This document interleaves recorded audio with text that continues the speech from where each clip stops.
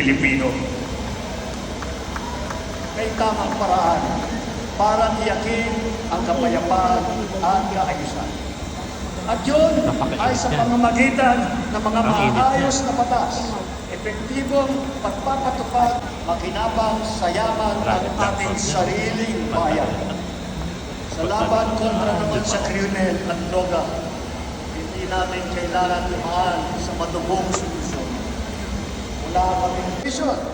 At isa po ay nagbigay ng tulong at nagdala ng lahat ng pangangailangan ng mga naging biktima, mga nasalanta ng Bagyong Yolanda. At kasama na rin natin si Senator Tolentino na dumaan din po sa MMDA na nakita ito.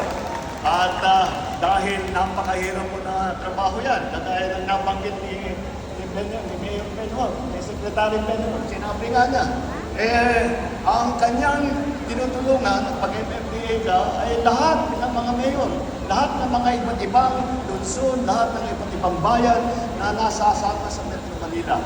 Kaya po, ngunit yung mahirap na trabaho yan ay nagawa niya at maganda ulit ang kanyang performance. Alam nila ang gobyerno, kabisado nila mula sa matataas na posisyon at hindi na sila nagdadada na basta daldal ng daldal, gawa lang sila ng gawa, trabaho lang sila ng trabaho. They will stand in the Senate, not to oppose, but to propose. Ibig sabihin, wala silang hinahanap na panggulo. Wala silang iniisip na pagwatak-watakin ang Pilipinas. Wala silang iniisip kung hindi ang pagkakaisa para sa kabubuti ng ating bansa.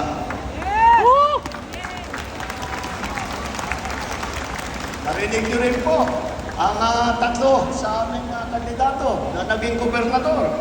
Andiyan po ay yung aming kapatid, naging gobernador ng lungsod namin sa Ilocos Norte. At andyan din po ang Governor Lito Lapid ng Pampanga.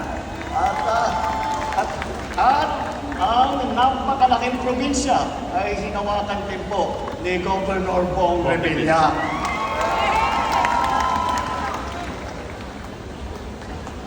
Meron din po tayo mga mayor ng mga malalaking lungsod. Andyan din si Mayor Avalos dati ng Mandaluyong kung saan nakatanggap ng karami-rami na pagkakakilala sa magandang pangyayari sa Mandaluyong. Andyan naman si Mayor Abby Binay na Mayor Abby Binay na maraming dalampana galing sa Makati. At isa po ay humawak ng Makati, yung pinakabayaman na lungsod sa buong Pilipinas. Alam niyo po, kung akakalain po ninyo na dahil maraming pera, maraming pondo, ang isang lungsod ay madali ang trabaho. Hindi po. Mas nagiging mahirap ang trabaho dahil sa dami ng kailangan gawin at sa dami ng kanilang mga iniisip na inisyatibo pampaganda ulit ng buhay ng bawat Pilipino.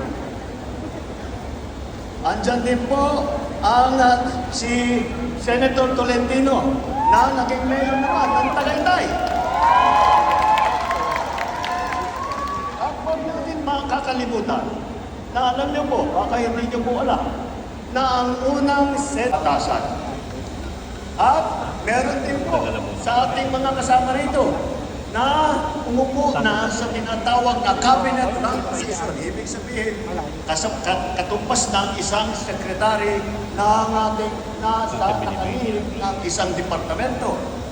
Andiyan po ang naging sekretary ng DILG, si Secretary Avalos, na napakaganda na naging performance niya. Andiyan din po at naging secretary po ng DSWD. At napakita sa atin, kaya po napakaganda po ng reputasyon ngayon sa buong mundo ng Pilipinas dahil tayo po ay matulungin sa ating mga kababayan. Siya po, sa administrasyon ito, siya po ang nagsimula niya. Kasama din natin po si ng mga ibang tumatakbo dito sa hanalan.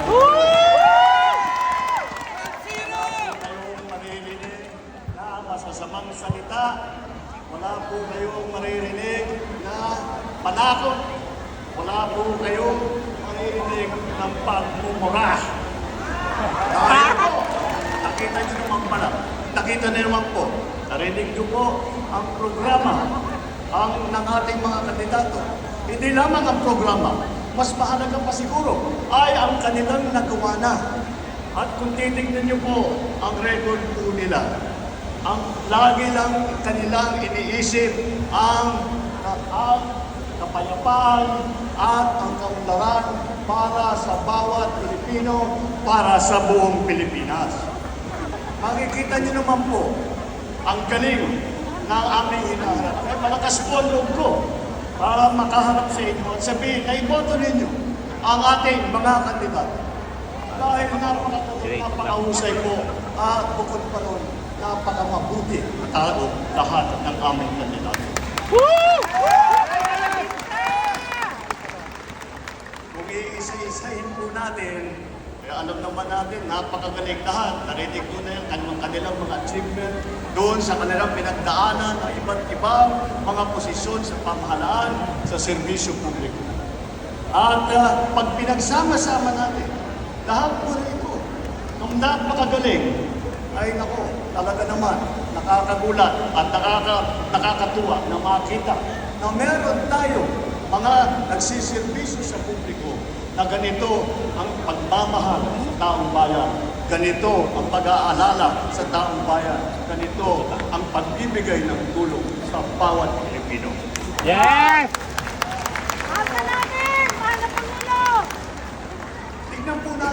Tignan po natin ang ating grupo dito. Baka hindi po nyo nabibilang. Sabihan ko sa inyo, walo po sa kanila ay naging senador na. Senator Cayetano, Senator Lacson, Senator Lapid, Senator Marcos, Senator Pacquiao, Senator Revilla, Senator Soto, Senator Tolentino. Lahat po yan, dumaan na sa Senado. Kaya naman po, pagka nainukok ko sila sa kanilang posisyon bilang senador ulit, ay makikita po natin, hindi na po sila kumakapa sa iyong trabaho. Alam na po nila kung ano yung gagawin. Alam na po nila ano ang pangangailangan ng tao dahil habang buhay na sila nagsiservisyo sa inyong lahat. Ito naman ang nanggaling sa House of Representatives na naging congressman. Nandito po, naging congressman, Congressman Apalos, Congressman Binay, Congressman Cayetano, Congressman Marcos, Congressman Pacquiao, Congressman Tulfo, at Congressman Villar. Hindi na po sila bagito. Dalawa! Alyansa! Dalawa! Alyansa! Dalawa! Alyansa! Magandang gabi po sa inyong lahat. Woo! Pasay! Tayo, marami na nanggagaling po sa iba't ibang lugar. At siya po tayo at talagang oras itong speech ko. Tayo pagbigyan niyo po ako at yung aming mga kandidato dahil tinitiyak ko na kompleto at wala kang napasabugan o Granada. Tunay na trabaho. Disenteng sweldo at suporta sa maliliit at sa mga nangangailangan. Kaya tayo na. Pagkaisa muli tayo kagaya ng ating ginagawa kapag tayo'y nakaharap sa krisis, pagkaisa po tayo at sabay-sabay natin tulungan, suportahan at iboto ang alyansa para sa bagong Pilipinas. Mabuhay ang Pasay! Mabuhay ang Metro Manila! Mabuhay ang alyansa! Maraming salamat po sa inyo. Muli mga kababayan, ang Pangulo ng Republika ng Pilipinas, His Excellency Ferdinand Romualdez Marcos Jr. Amin pong inaayayahan ang mahal na Pangulo para sa